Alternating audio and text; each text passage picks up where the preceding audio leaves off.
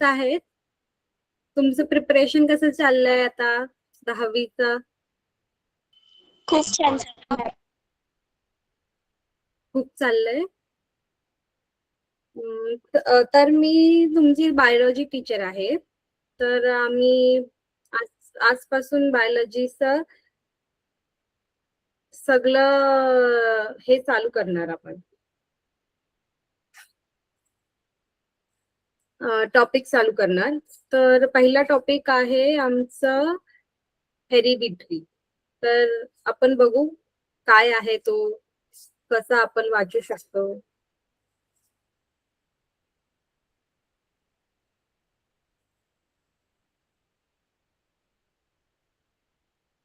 सगळ्यांना दिसतोय screen? Yes ma'am.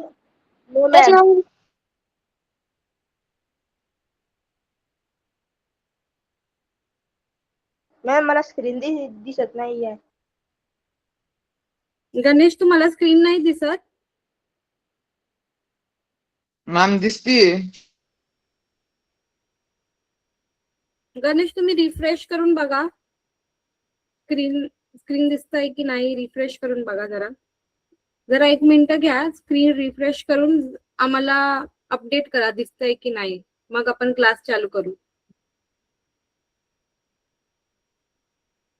दिसतंय मॅम. दिसतंय ना? Ma'am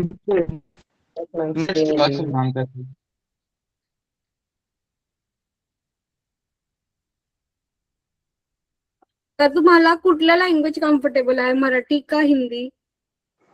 English ma'am. कम्फर्टेबल आहे मॅम. मॅम मराठी आणि इंग्लिश. मराठी आणि English? Yes yes ma'am English. Okay. तर मी इंग्लिश आणि मराठी दोन्ही मध्ये बोलणार. काही गोष्टचा मराठी अनुवाद नसणार इकडं, तर ते मी इंग्लिश मध्येच बोलणार. चालेल सगळ्यांना? Yes ma'am. चला आपण सुरू करू मग. तर आपल्या बायोलॉजीचा हा पहिला चॅप्टर आहे, हेरिडिटरी आणि इव्हॉल्युशन. तर आपण पहिला पाहणार व्हॉट इज हेरिडिटरी आणि व्हॉट इज इव्हॉल्युशन. तर तुम्हाला 2 पिक्चर दिसताय स्क्रीन मध्ये. तर एका फर्स्ट पिक्चर बघा. हेरिडिटरी म्हणजे काय? तुम्हाला 3 माणसे दिसतायत इकडे.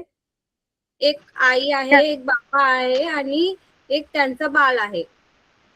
तर बाळाला काही गोष्ट आईकडून भेटतं, काही गोष्ट बाबाकडून भेटतो. हे आहे हेरिडिटरी. म्हणजे जसं तुमचं आई बाबा आहे तेच जीन्स, तेच गुण आपल्यामध्ये आलाय, त्याला म्हणतोय हेरिडिटरी. कळलं हेरिडिटरी? Yes ma'am. की आपण आपल्या पॅरेंट्सला सिमिलॅरिटी असतो. आपला कॅरेक्टर आणि आमच्या पॅरेंट्सच्या कॅरेक्टर मध्ये काही सिमिलॅरिटीज, गोष्ट सिमिलर असतो, त्याला आपण म्हणतो हेरिडिटरी. इव्हॉल्युशन काय आहे? इव्हॉल्युशन म्हणजे तुम्हाला दिसतं एक केसावाला हाती आहे आणि एक आपल्याला आता दिसतो तसा हाती आहे. तर इव्हॉल्युशनला काय आहे? जेव्हा धरतीमध्ये पूर्ण ठिकाणी आईस होतं, तेव्हा बाल खूप केसवाला हाती होतं. आणि आता धरती तिकडं पूर्ण आईस नाही आहे. धरतीच्या दुसऱ्या ठिकाणी दुसरं क्लायमेट आहे. तर हाती कसा आहे? बिना केसावाला. तर इव्हॉल्युशन मध्ये काय होतो? आपण ते पर्टिक्युलर ॲनिमल अडॅप्ट करतोय. वातावरण मुळे कसं चेंजेस आहे, वातावरणला कसं चेंज आहे तसं तो ॲनिमल अडॅप्ट करतो. केस काय करतो? गरमी देतो. आईस मध्ये जेव्हा आईस सगळ्या ठिकाणी आईस होतं तेव्हा हातीला गरमी पाहिजे होतं, तर त्याच्या बॉडीनी केस मधून कव्हर केलंय. आता त्याला तितकं केस पाहिजे नाही हातीला, तर तो बिना केसाचा आहे आता. कळलं इव्हॉल्युशन, हे आहे इव्हॉल्युशन. इव्हॉल्युशन म्हणजे तो अडॅप्ट करतो आहे whatever the surrounding is there. According to the surrounding they are adapting a particular character, a particular changes is happening in the body. Did you understand? Yes, ma'am. Yes, ma'am. Yes, ma'am. Yes, ma'am. Hereditary आणि evolution clear झालंय? Yes, ma'am. Yes, ma'am. Yes, ma'am. Ma'am परत सांग. चला. Okay, तर hereditary म्हणजे काय? Hereditary is like दिस. तुमच्याकडे काही गोष्ट सिमिलर असणार बाबांकडे आणि काही गोष्ट सिमिलर असणार तुमच्या आईकडे. तुम्ही फर्स्ट पिक्चर पहा, तिकडे बाबा आहे आणि आई आहे. ते मुलाचा हाईट आईवर गेला आहे आणि मुलाचा केसाचा रंग आईवर गेला आहे. मुलाचा स्माइल बाबावर गेला आहे आणि डोळे बाबावर गेले, डोळेचे कलर. तुम्हाला हे दिसतंय पिक्चर मध्ये? Ganesh, yes ma'am. तो आहे तो आम्ही त्याला म्हणतो हेरिडिटरी. म्हणजे जे तुमचे गुण आई बाबाकडे होते ते तुम्हाला आले, तुम्हाला ट्रान्सफर झाले, याला म्हणतो आपण हेरिडिटरी. आणि दुसऱ्या बाजूला पिक्चर मध्ये इव्हॉल्युशन आहे. इव्हॉल्युशन म्हणजे काय? तुमच्या वातावरण जो असेल, तुमचा बॉडी तसं अडॅप्ट करून जाईल. तर तुम्हाला जेव्हा फुल अर्थ आईस मध्ये होतं, पूर्ण अर्थला मध्ये आईसच होतं, तेव्हा हाती आपल्याला केस होतं, हातीचा वर खूप केस होतं. हे केस काय करायचं? त्याला इन्सुलेट करायचं, त्याला गरमी द्यायचं. आता तोच हाती चेंज झालाय, बिना केसाचा झालाय. का म्हणून धरतीमध्ये ते आईस नाहीये आता पूर्ण ठिकाणी. वेगवेगळ्या ठिकाणी वेगवेगळे टेम्परेचर आहे, वेगवेगळे क्लायमेट आहे, म्हणून हातीला आता केस नाहीये अंगावर. याला म्हणताय इव्हॉल्युशन. म्हणजे तो अडॅप्ट करून जातोय आणि त्याचा बॉडीमध्ये चेंज होतोय अकॉर्डिंग टू देअर सराउंडिंग. समजलं गणेश? Yes ma'am. पुढे जाऊ मग. हो मॅम. तर आपण इकडे पहिला बघणार आहे हेरिडिटरी. म्हणजे हेरिडिटरी हा टर्म आला कुठून, कोण शोध केला आहे, याचा आयडिया कुठून आला आहे? तर transfer of biological character from one generation to another via genes. इकडे काय केलंय डेफिनेशन मध्ये? Transfer of biological character. Biological character मध्ये तुम्ही कसं दिसताय, तुमचं कलर काय आहे, तुमचे उंची किती राहणार, तुमचं बहुतेक शेप कुठला असणार, डोळ्यांचं, नाकचं कुठला शेप असणार, हे सगळं बायोलॉजिकल कॅरेक्टर्स आहे. ते एका जनरेशन पासून दुसऱ्या जनरेशनला जातो जीन्स मुले. आता आपण बघणार हे जीन्स काय आहे, हे जीन्स म्हणजे काय, हे जीन्स कुठं असतं, तर हे आपण पाहणार पुढे.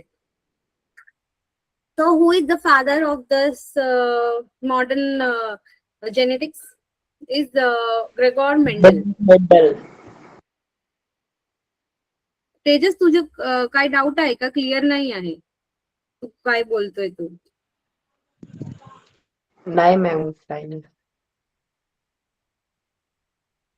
तर ग्रेगॉर मेंडेल हा एक फादर होता चर्च मध्ये. त्यांना वटाणे खूप आवडायचे. पीस, ग्रीन पीस आहे ना, त्याला खूप आवडायचे तो. तर तो एकदा त्यांनी खेती सुरू केली पीसचा आणि त्यांनी बघितलं की काही पीस हिरवे आहे आणि काही पीस पिवळे आहे, काही पीस मोठे आहे आणि काही पीस छोटे आहे. तर त्याला प्रश्न पडला हे कसं होतोय. तर त्यांनी, जेव्हा त्याला माहित नव्हतं, हे जीन्स टर्म नव्हतंच, आपल्याला काहीच माहिती नव्हतं जीन्सचं, तर जेव्हा त्याला प्रश्न पडला आणि त्यांनी खूप सारे एक्सपेरिमेंट केले. म्हणजे एक ग्रीन हे फूल झाडाचा फूल त्या झाडाचा फूल मध्ये बदलून घेतलं, आणि काही खूप सारे एक्सपेरिमेंट केले. तर त्यांनी सगळं काही रेकॉर्ड केलं होतं. ते इन्फॉर्मेशन पुढे जाऊन ह्युगो डी व्हिरस त्यांनी सापडला आणि त्यांनी त्याला माहित पडलं म्युटेशनल थिअरी. एव्हरी मेकार्टी अँड मेक्लॉइड त्यांना माहित पडलं डीएनए हा जेनेटिक मटेरियल आहे. जॅकॉब आणि मोनॉल्ड त्यांनी शोध काढलं प्रोटीन सिंथेसिसचं. म्हणजे ग्रेगॉर मेंडलला माहित पडलं काहीतरी टर्म आहे जो एका पॅरेंटून चाइल्डला जातोय आणि दुसऱ्यांनी शोध केलं ते टर्म काय आहे. तर त्यांना माहित पडलं म्युटेशनल थिअरी. म्हणजे दोन वेगवेगळे फुलचे झाड एक केले तर आपल्याला तिसरा झाड भेटतो. म्हणजे आपल्याला व्हाईट रोज आणि रेड रोज चा मिक्स केला आपण ते स्टेम, तर आपल्याला जे रोज भेटणार तो पिंक असणार. असं त्याला म्हणतात म्युटेशनल थिअरी. एव्हरी मेकार्टी आणि मेक्लॉइडला माहित पडलं डीएनए हा जेनेटिक मटेरियल आहे. म्हणजे पहिला त्यांना वाटलं की आरएनए असेल. आता आपण बघणार डीएनए आणि आरएनए काय आहे, पण तुम्ही हे लक्षात ठेवा जस्ट फॉर रिमेंबरिंग इट की डीएनए हा जेनेटिक मटेरियल आहे. आणि जॅकॉब आणि मोनॉल्डनी ते प्रोसेस का असतो, डीएनए कुठल्या प्रोसेस मध्ये असतो, का आपल्यामध्ये असतो तो डीएनए आणि काय काय करतो तो काम, हे शोध केलं.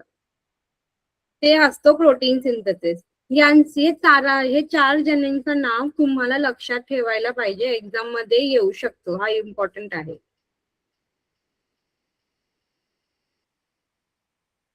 आता आपण बघणार की आरएनए आणि डीएनए काय आहे, याचं स्ट्रक्चर काय असतं, त्यांच्यामध्ये काय काय डिफरन्स असतो. सगळ्यांना स्क्रीन दिसतंय? Yes ma'am. Yes, ma'am. Okay. तर स्क्रीन मध्ये तुम्हाला दिसतो आहे फर्स्ट एक सेल आहे. तो सेल मध्ये न्यूक्लियस आहे आणि ते न्यूक्लियस मध्ये काही एक्स प्रकारचे स्ट्रक्चर दिसतोय. हे स्ट्रक्चर कसा बनलं आहे, त्याच्यामध्ये डीएनए आहे. डीएनए त्याच्यामध्ये वाइंड करून पॅक केलेलं जातं. त्याला आपण म्हणतो क्रोमोझोम. आणि हे क्रोमोझोम न्यूक्लियसचा आतमध्ये असतो. हे कळलं सगळ्यांना? डीएनए कुठे असतो हे सगळ्यांना कळलं? Vaishnavi, Ganesh, Preeti? Yes, ma'am. Yes ma'am. Yes, ma'am. कळलं मॅम, कळलं. गुड. तर आपण ह्या डीएनए आणि आरएनए काय म्हणतो? Nucleic acids. न्यूक्लिक ऍसिड्स का म्हणतो आपण? म्हणून ते ऍसिडिक आहे फर्स्ट. आणि न्यूक्लियस मध्ये असतो तो, म्हणून आपण त्याला न्यूक्लिक ऍसिड म्हणतो. तर पहिल्यांदा डीएनए चा फुल फॉर्म काय आहे? डीएनए चा फुल फॉर्म आहे डीऑक्सी रायबोज न्यूक्लिक ऍसिड. हे तुम्ही लक्षात ठेवायला पाहिजे. एक्झाम मध्ये स्वतः डीएनए नाही लिहायचं. पहिल्यांदा डीएनए चा फुल फॉर्म लिहायचं, मग तुम्ही डीएनए असं लिहू शकतो. एक्झाम मध्ये डायरेक्ट डीएनए आन्सर मध्ये असं नाही लिहायचं. तो डीएनए चा फुल फॉर्म आहे डीऑक्सी रायबो न्यूक्लिक ऍसिड. तर डीएनए कसं दिसतोय, आरएनए कसं दिसतोय आपण ते पाहणार. डीएनए चं नाव deoxy ribo nucleic acid, RNA चं नाव रायबोज न्यूक्लिक ऍसिड. तर आपण याचं कॅरेक्टर बघणार फर्स्ट, डीएनए कसं दिसतोय. तर कसं बनतोय हे डीएनए आणि आरएनए? त्याच्यामध्ये असतो पेंटोज शुगर, फॉस्फेट आणि nitrogenous bases. With three things DNA and RNA is made up of: phosphate group, pentose sugar and nitrogenous bases.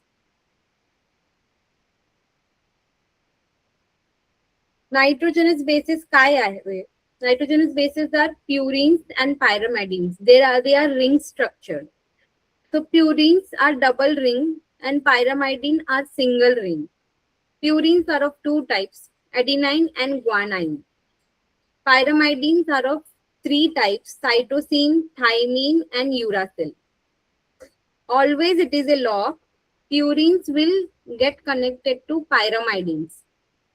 Like adenine will get connected to thymine only, and thymine will get connected with adenine. Guanine will get connected to cytosine, and cytosine will get connected to guanine. Uracil is only found in RNA. Uracil is not found in DNA. In DNA, we can find only thymine.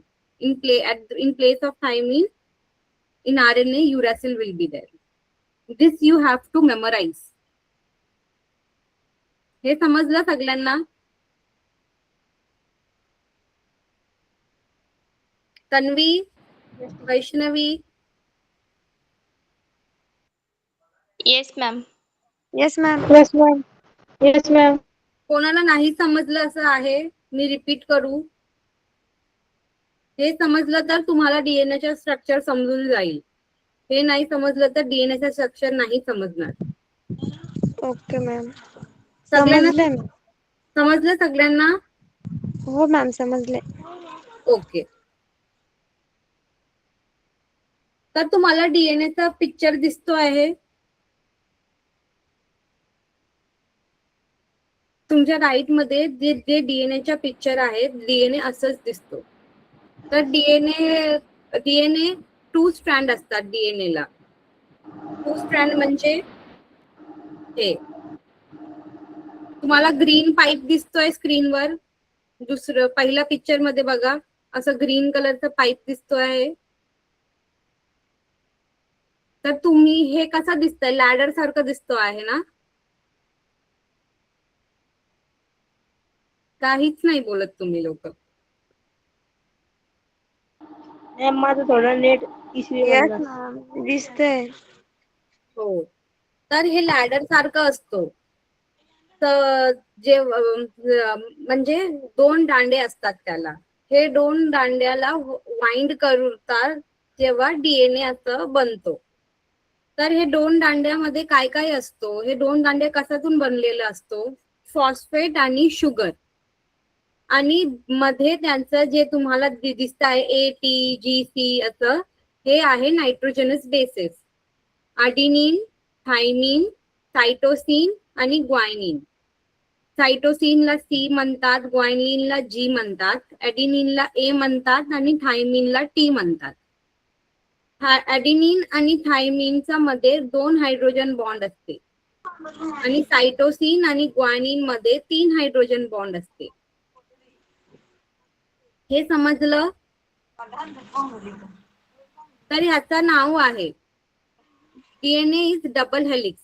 Double helix म्हणजे 2 like 2 bamboo like structures will be there and they are winded.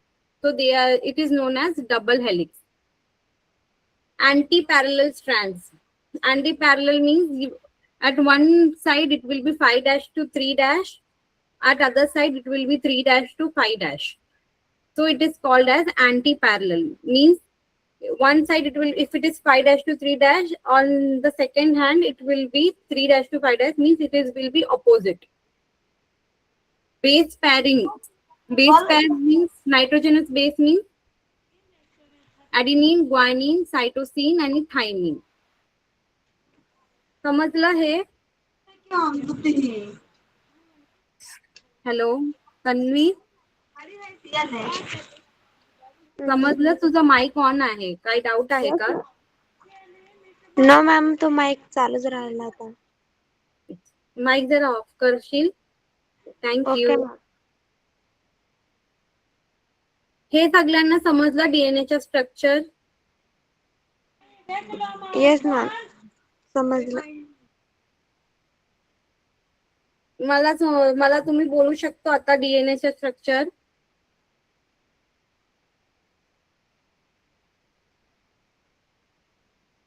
मला जरा समजवा आता डीएनएचं structure काय आहे. किती helical असतो DNA? Double helix. Correct. डीएनएच्या double helix आहे. ते बाहेरचं जे लॅडर सारखं जे बांबू सारखं पार्ट आहे ते कुठल्या पदार्थाने बनतो आहे? Means you can see in the first picture the green one or in the second picture the gray one. So how these both sides are made? They are made up of what?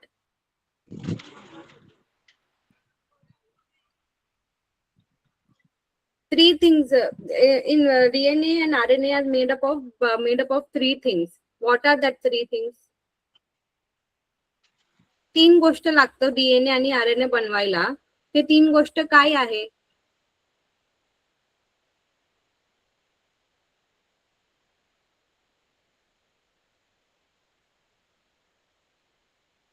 Phosphate group, pentose sugar आणि nitrogenous bases. Phosphate group, pentose sugar आणि nitrogenous bases. लक्षात राहील? ज्योती, Tanvi, Ganesh, yes लक्षात राहील हे? राहील. चला मला आता सांगा, नाही मॅम. ज्योती तुम्हाला काही नाही समजलं? ज्योती चव्हाण, तुमच्या स्क्रीन मध्ये हे सांगत होतो. काय? तुमचा आवाज क्लिअर नाही आहे.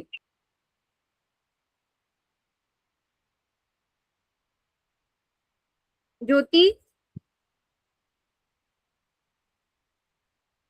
मॅम नेट कमी आहे त्याच्यामुळे तसं येतोय. तुमचा प्रश्न मला कळत नाहीये. तुम्ही टाईप करू शकतो का? काय प्रश्न आहे?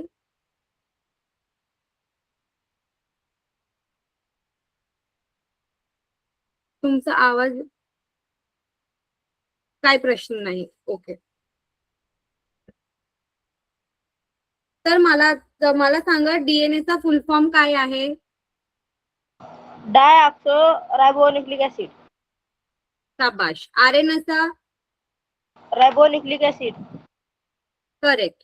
डीएनए आणि आरएनए कुठल्या तीन पदार्थांनी बनलेले आहे?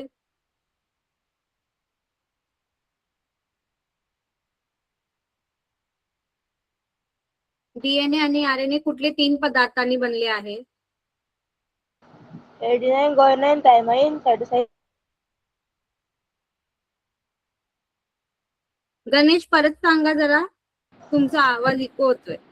एडेनाइन, गुआनिन, थायमाइन, सायटोसाइन हे चार.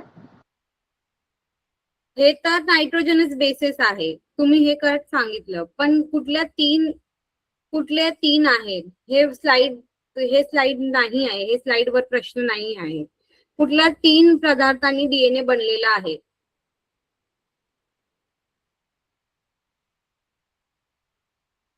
ज्योती, तन्वी,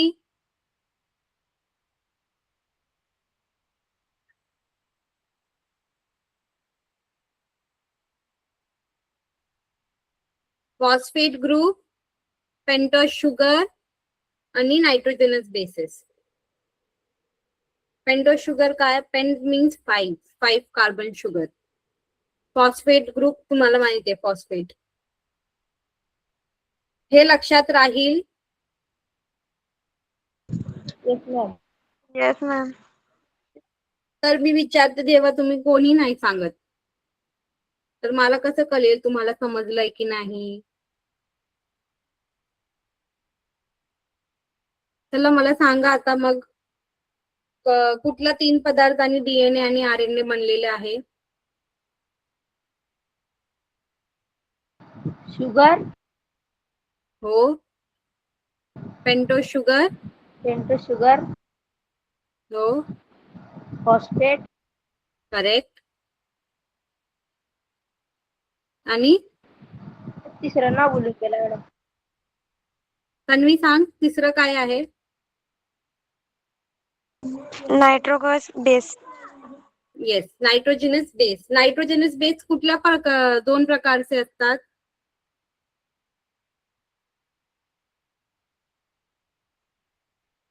स्क्रीनवर लिहिलं आहे बघा, वाचा जरा.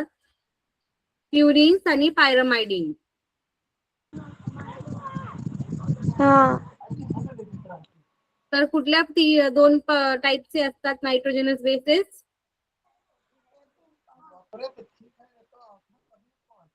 प्युरिन आणि पायरमायडिन.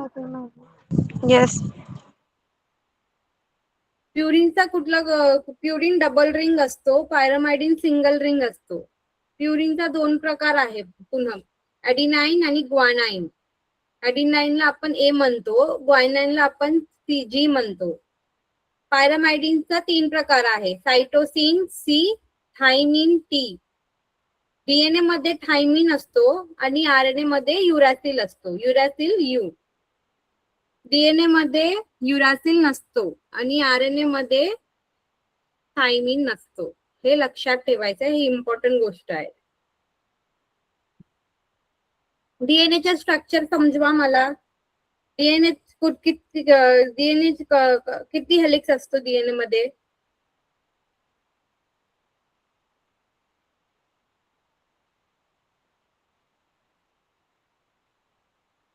सांगा.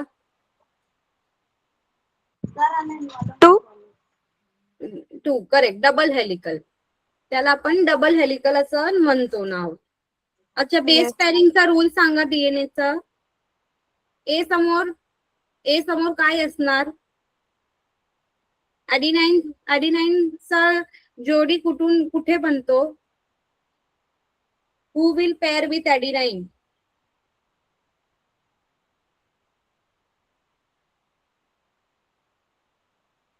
स्क्रीनवर पहा आणि सांगा मला, बघून सांगा. ए समोर काय आहे? टी. करेक्ट. टीला काय म्हणतो आपण? काय मॅम, काय विचारलं? थायमिन.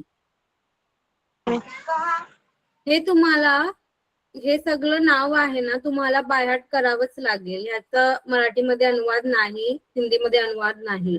ऍडिनाइनला ऍडिनाइनच म्हणतात आपण, थायमिनला थायमिनच म्हणतात. तुम्हाला आता पहिल्यांदा ऐकलाय ना तुम्ही, तुम्हाला असं न्यू वाटणार, पण तुम्ही 1-2दा वाचून जाणार ना, तुम्हाला लक्षात राहणार आहे. तर मी जेव्हा बोलते, जेव्हा तुम्ही पण तेव्हा बोला. माईक नका चालू करू, पण तुम्ही रिपीट करा तुमच्या मनात. Adenine A, thymine T, cytosine C, guanine G असं म्हणून. तर ऍडिनाइन विल पेअर विथ मला उत्तर पाहिजे तुमच्याशी. Thymine. Correct. Guanine will pair with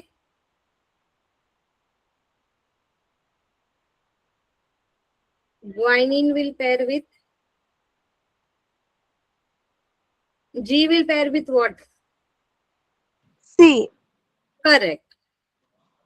तर ए मध्ये किती हायड्रोजन, ए आणि टी मध्ये किती हायड्रोजन बॉन्ड असणार? 2.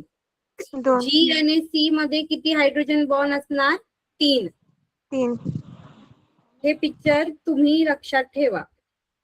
ए मध्ये A will bind with T with 2 hydrogen bond. C and G will bind with each other with 3 hydrogen bonds. Correct? Yes. आता structure of RNA. RNA मध्ये किती हेलिक्स दिसतोय तुम्हाला? एकच आहे, एकच स्ट्रँड आहे. इकडे दुसरा स्ट्रँड नाही.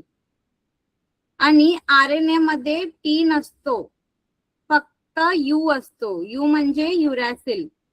तर सगळं काही तुम्ही सेम लिहू शकतात आरएनए मध्ये, फक्त नायट्रोजनस बेसेसचं नाव AUGC असणार. ऍडिनाइन, युरॅसिल, सायटोसिन आणि ग्वानिन. समजलं? आरएनए चा फुल फॉर्म आहे रायबोन्यूक्लिक ऍसिड. समजलं सगळ्यांना? Yes. Yes, ma'am. RNA 3 प्रकारचे असतात. mRNA, tRNA आणि rRNA. वैष्णवी काय झालं? काय प्रश्न आहे का? काय काय करते ना? वैष्णवी, तुझा आवाज बरोबर नाही येत. तुझा आवाज बरोबर नाही येते. तू टाईप करू शकते का प्रश्न?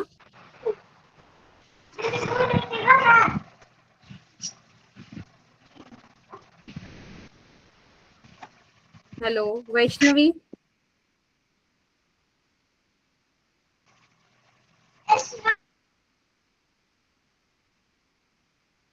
टाईप करू शकते का? काय प्रश्न असेल तर तुम्ही टाईप करा. तुमचे आवाज ना इको करतोय, मला प्रश्न कळत नाहीये तुमचं. मॅम माझ्याकडे नेटचा प्रॉब्लेम आहे म्हणून जरा आवाज येत नाही तुमचा. ओके ओके, आता येते ना आवाज? Yes ma'am. अच्छा, तर RNA चा 3 प्रकार असतो. mRNA, tRNA आणि rRNA. mRNA काय असतो? Messenger RNA. tRNA म्हणजे ट्रान्सफर RNA. rRNA रायबोझोमल RNA. हे त्यांचं फुल फॉर्म आहे. तर mRNA कुठे असतो, tRNA कुठे असतो, rRNA कुठे असतो, आता आपल्याला कळणार जेव्हा त्यांचं प्रोसेसमध्ये ते कुठे कुठे असतो, त्यांचा उपयोग काय आहे हे आम्हाला आता कळणार आम्ही नेक्स्ट टॉपिक मध्ये. तर आता इथपर्यंत समजलं तुम्हाला?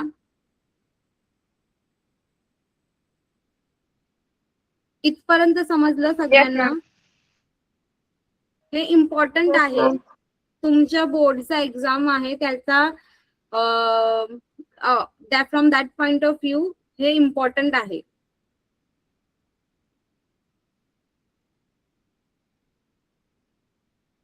RNA आणि DNA मध्ये आता हे डिफरन्स आहे. सगळ्यांना मी सांगते, याचा स्क्रीनशॉट काढून घ्या. हे तुम्हाला खूप मदत करणार एक्झाम मध्ये फास्ट रिव्हिजन साठी. काढलं की मला सांगा तुम्ही स्क्रीनशॉट.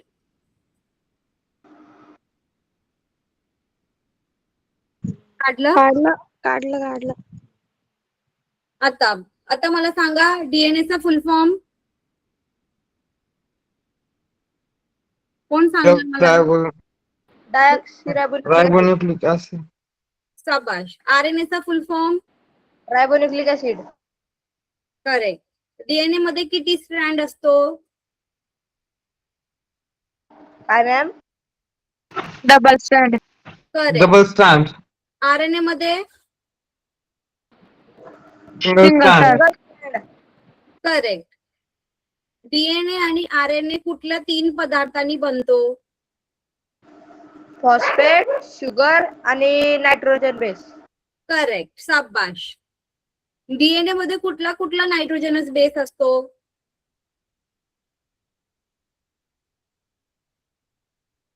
नायट्रोजनस बेस म्हणजे ॲडेनिन, ग्वायनिन, थायमिन, युरॅसिल. DNA मध्ये कुठला कुठला असतो?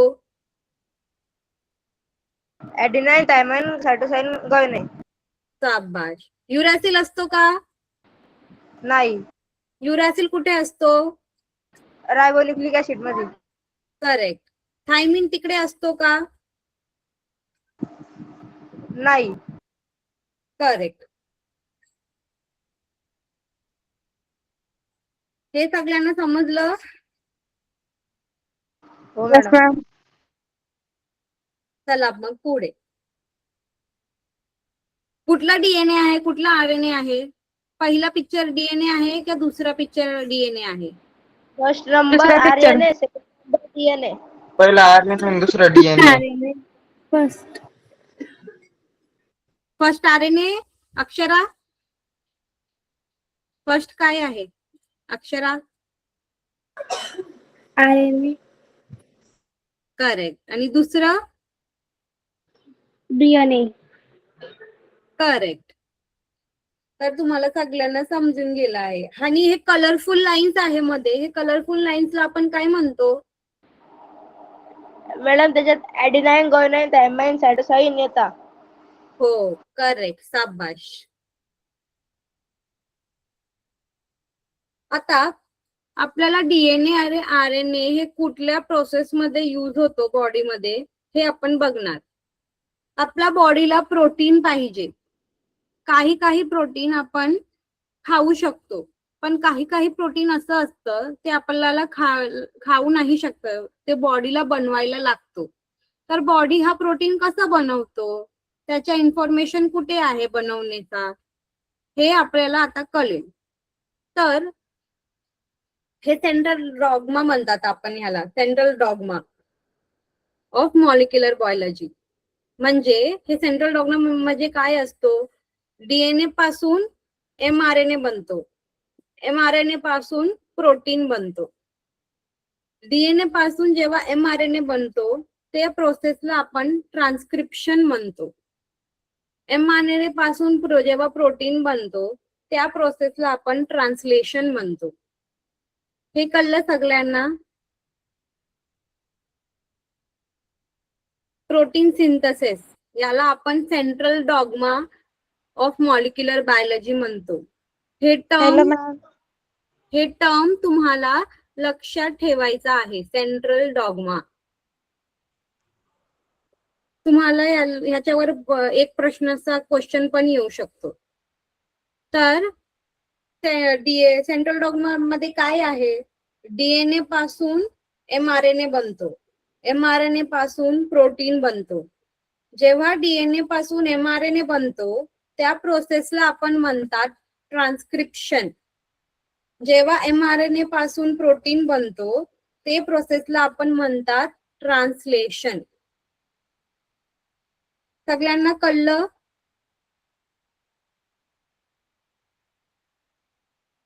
हो मॅम. आणि एक महत्वाचा गोष्ट दुसरा आहे, हे तुम्ही बघतात AUG असं बघतात तुम्ही, हे स्क्रीनवर दिसतंय तुम्हाला. हे तीन शब्द मिळून एक कोडॉन बनवतात. त्याला आपण म्हणतो तीन शब्द असतो जेव्हा एक त्याला सोबत आपण कोडॉन म्हणतात. हे तीन शब्दाचा कोडॉन कसा प्रोटीन सिंथेसिस मध्ये यूज होणार आपण पाहणार ते. हे सगळ्यांना कळलं? यस. AGC असं तीन मिळून एक कोडॉन बनतो.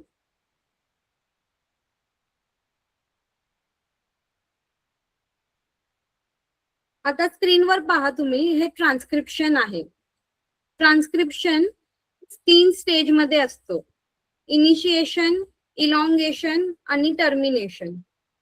इनिशिएशन म्हणजे काय, जेव्हा सुरुवात होतो प्रोसेसचा. इलॉंगेशन म्हणजे काय, जेव्हा प्रोसेस कंटिन्यू मध्ये असतो, जेव्हा कंटिन्यू होत असतो प्रोसेस. टर्मिनेशन म्हणजे काय, जेव्हा प्रोसेस संपतो.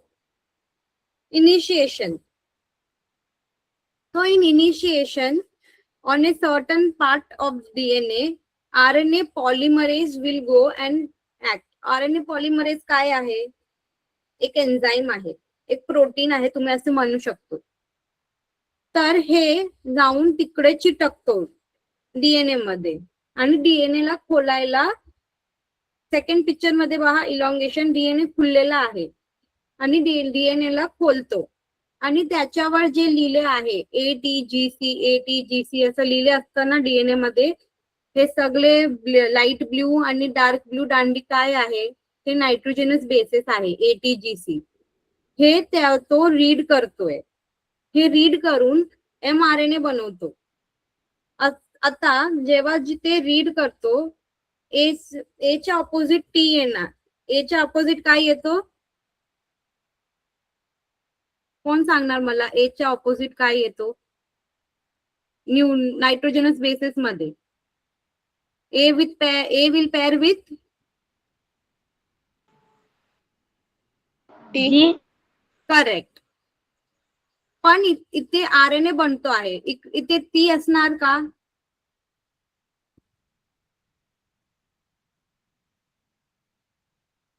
सांगा मला, इथे टी असणार का? टीच्या जागी काय असणार RNA ला?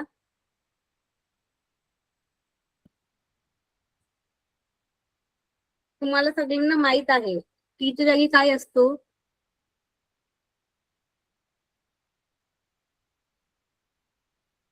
हा काय असतो टीच्या जागी?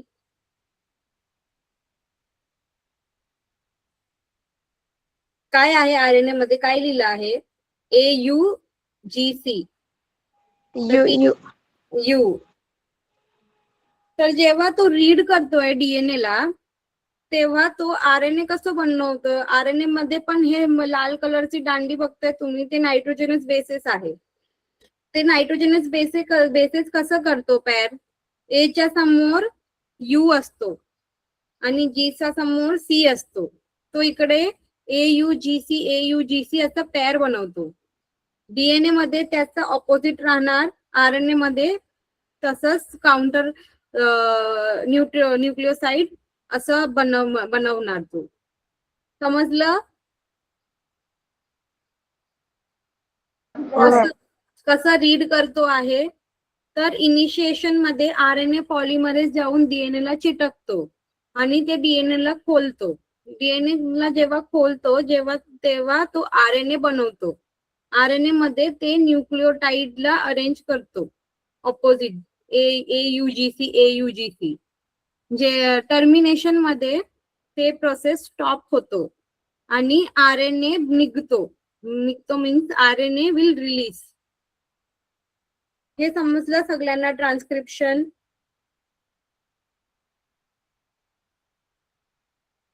ट्रान्सक्रिप्शन मध्ये 3 स्टेजेस आहे: इनिशिएशन, इलॉंगेशन आणि टर्मिनेशन. इनिशिएशन मध्ये RNA पॉलिमरेज जाऊन DNA ला चिटकणार आणि DNA ला खोलायचं काम करतो तो. इलॉंगेशन मध्ये RNA बनतो आणि टर्मिनेशन मध्ये RNA रिलीज होतो. समजलं? हो मॅम. हे बघा, ट्रान्सलेशन कसं आहे? RNA आहे तो प्रोटीन मध्ये बनतो, त्याला आपण ट्रान्सलेशन म्हणतो. आणि तो कोण मदत करतो? रायबोझोम. कोण मदत करतो?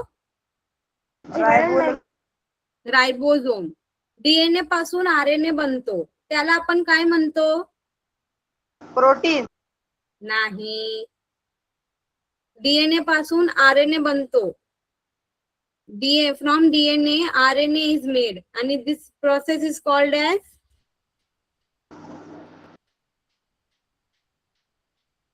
वाचा जरा. DNA पासून RNA बनतो त्या प्रोसेसला काय म्हणतात आपण? स्क्रीनवर लिहिलं आहे.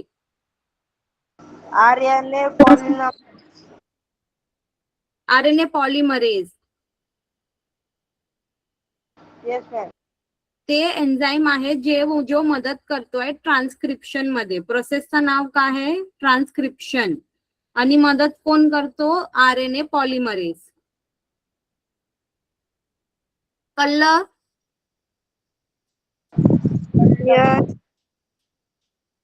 आणि RNA पासून DNA बनतो, RNA पासून प्रोटीन बनतो. हे प्रोसेसला आपण काय म्हणतो?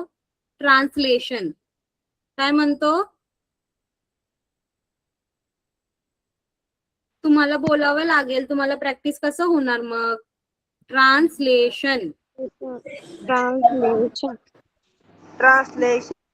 सगळ्यांनी बोला ट्रान्सलेशन. करेक्ट. करेक्ट. DNA तून RNA बनतो.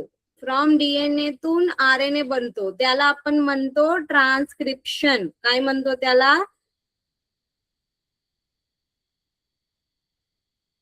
सांगा. Transcription. DNA to RNA transcription. सगळ्यांनी सांगा हे.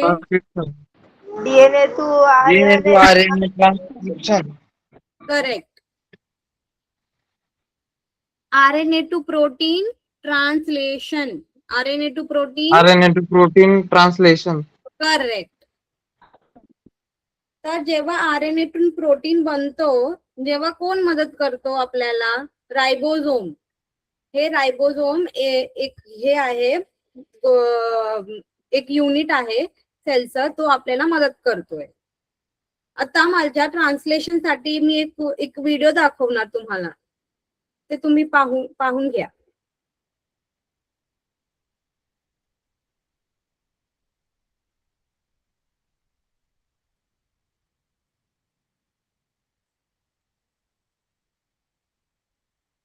एक मिनिट, व्हिडिओ एरर झालाय काही.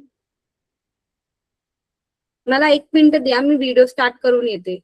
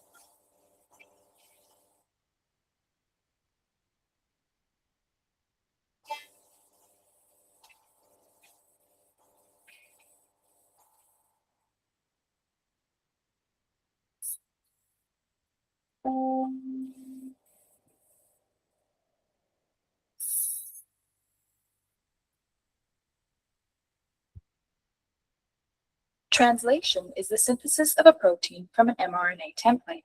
This process involves several key molecules, including mRNA, the small and large subunits of the ribosome, tRNA, and finally, the release factor. The process is broken into 3 stages: initiation, elongation, and termination. Let's see the process in action. Eukaryotic mRNA, the substrate for translation, has a unique 3' end called the poly A tail.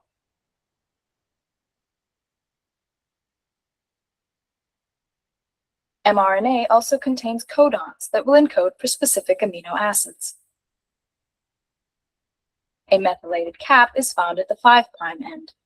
Translation initiation begins when the small subunit of the ribosome attaches to the cap and moves to the translation initiation site. tRNA is another key molecule.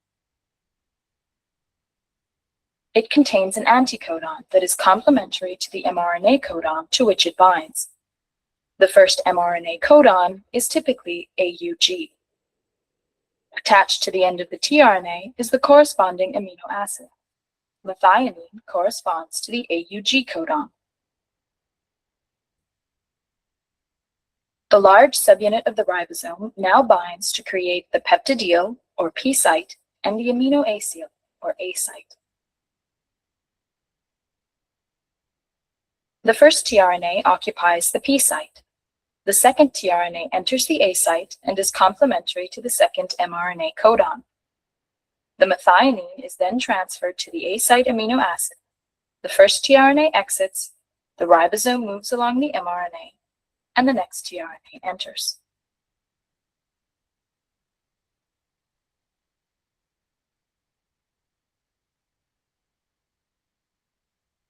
These are the basic steps of elongation. As elongation continues, the growing peptide is continually transferred to the A site tRNA, the ribosome moves along the mRNA, and new tRNAs enter. When a stop codon is encountered in the A site, a release factor enters the A site and translation is terminated. When termination is reached, the ribosome dissociates and the newly formed protein is released.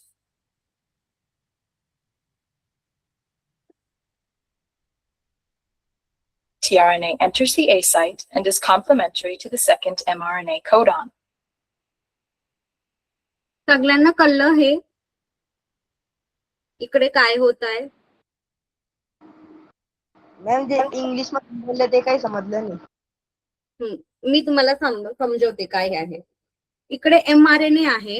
mRNA मध्ये तो start होण्यासाठी एक specific codon आहे म्हणजे AUG. AUG तिकडे असतो तेव्हा protein बनायला स्टार्ट होतो. तिकडे रायबोझोम आहे तो जाऊन अटॅच होतो. ते ब्लू कलरचा आहे ना तो रायबोझोम आहे आणि ते हिरवा कलरचा दिसतोय स्क्रीन मध्ये तो tRNA आहे. tRNA म्हणजे ट्रान्सफर RNA. काय करतो तो एक tRNA जातो आणि दुसऱ्या RNA वर प्रोटीन ते ट्रान्सफर करतो म्हणून त्याला ट्रान्सफर tRNA बोला जातात. तर ते tRNA RNA मध्ये जे पण कोडॉन आहे तिकडे अटॅच होतात आणि एक आहे ना AUG मिळून एक प्रकारचा प्रोटीन बनवतो त्याचं नाव आहे मिथिओनिन. असं वेगळे वेगळे कोडॉन सतत येऊन वेगळे वेगळे प्रोटीन बनवतात. तर हे सगळं ते रीड करतो tRNA आणि प्रोटीन बनवतो आणि प्रोटीनचा चेन एकापासून दुसऱ्यामध्ये ट्रान्सफर करतो. त्याला म्हणतो आपण म्हणून त्याला म्हणतो ट्रान्सफर RNA tRNA. तर इकडे हे रायबोझोम आहे आणि हे tRNA आणि हे आहे प्रोटीन. जेव्हा हे प्रोसेस संपतो तेव्हा तुम्हाला हे दिसतोय कलरफुल स्ट्रँड. जेव्हा तो निघून जातो आपल्याला हे प्रोटीन छोटा कलरफुल स्ट्रँड आहे दिसतोय तुम्हाला धाग्यासारखं. हे आहे प्रोटीन. कळलं तुम्हाला ट्रान्सलेशन कसं काम करतो म्हणून? हो मॅम. चला मला सांगा मग ट्रान्सक्रिप्शन मध्ये काय होतं?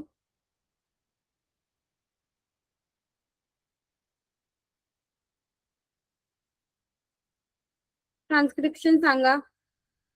किती पार्ट असतो ट्रान्सक्रिप्शन मध्ये? 3 पार्ट. काय नाव आहे त्यांचं? जुंटिटेशन, इलोंगेशन, टर्मिनेशन. करेक्ट. इनिशिएशन. पहिल्या पार्टला आपण म्हणतो इनिशिएशन, दुसऱ्याला म्हणतो इलॉंगेशन आणि तिसऱ्याला टर्मिनेशन. ट्रान्सक्रिप्शन मध्ये काय होतो? DNA चा काय बनतो आहे? RNA. करेक्ट. कोण मदत करतो? DNA. DNA मदत करतो पण DNA ला कोण मदत करतो? RNA बनवायला कोण मदत करतो? इलोंगेशन. RNA polymerase. कोण मदत करतो? RNA polymerase. करेक्ट. DNA पासून RNA बनतो याला आपण काय म्हणतो? हे प्रोसेसला from DNA RNA is made. हे प्रोसेसला आपण काय म्हणतोय? ट्रान्सक्रिप्शन. करेक्ट. कोण मदत करतो? DNA RNA मदत करतो. कोण मदत करतो? ते एन्झाईमचं नाव सांगा. इलॉंगेशन. नाही, अक्षरा सांग मला कोण मदत करतो? रायबोसोम. RNA polymerase. कोण मदत करतो? RNA polymerase. डीएनए पासून आरएनए बनला आहे, त्याला आपण म्हणतो ट्रान्सक्रिप्शन. मदत कोण करतो? RNA polymerase. आरएनए पासून काय बनतोय? प्रोटीन. करेक्ट. या प्रोसेसला आपण काय म्हणतो? टर्मिनेशन. ट्रान्सलेशन. काय म्हणतो? ट्रान्सलेशन. कोण मदत करतो आपल्याला? आरएनए. एन्झाईम काय आहे इकडे? अक्षरा काय आहे बोल?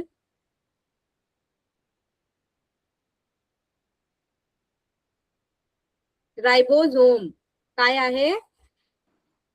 रायबोझोम.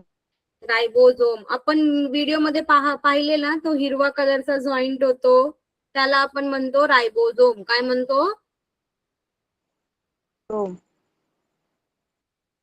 तर डीएनए पासून आरएनए बनतो, हे प्रोसेसला आपण काय म्हणतो? सांगा. डीएनए टू आरएनए काय म्हणतो हे प्रोसेसला? ट्रान्सक्रिप्शन. करेक्ट.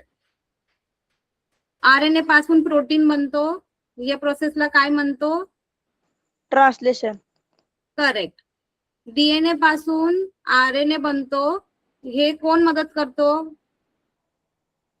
ट्रान्सक्रिप्शन. नाही, कोण मदत करतो? एन्झाईमचं नाव बघा स्क्रीनवर. तो हिरवा कलरचा कुठला एन्झाईम आहे? इनोगेशन. नाही, हिरवा ते कलरचा छोट हिरवा कलरचा आरएनए पॉलिमरेज.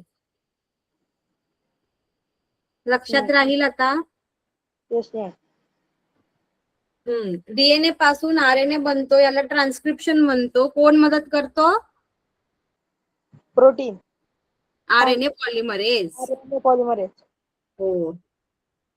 आरएनए पासून प्रोटीन बनतो. आपल्याला हे प्रोसेसचं नाव काय आहे? ट्रान्सलेशन. करेक्ट. मदत कोण करतो? RNA polymerase. नाही, आरएनए पासून प्रोटीन. काय अक्षरा सांग मला, काय म्हणतो आपण? रायबोझोम. करेक्ट. हे कळलं तुम्हाला आता? Yes. तर आपण पुढच्या लेक्चर मध्ये इव्हॉल्युशन बघणार आहोत. तर हे होतं हेरिडिटी. हे इम्पॉर्टंट पार्ट आहे खूप 10th बोर्ड एक्झाम मध्ये. पण तुम्ही हे सगळं रिवाइज करून या. नेक्स्ट लेक्चर मध्ये आपण एकदा परत रिवाइज करू.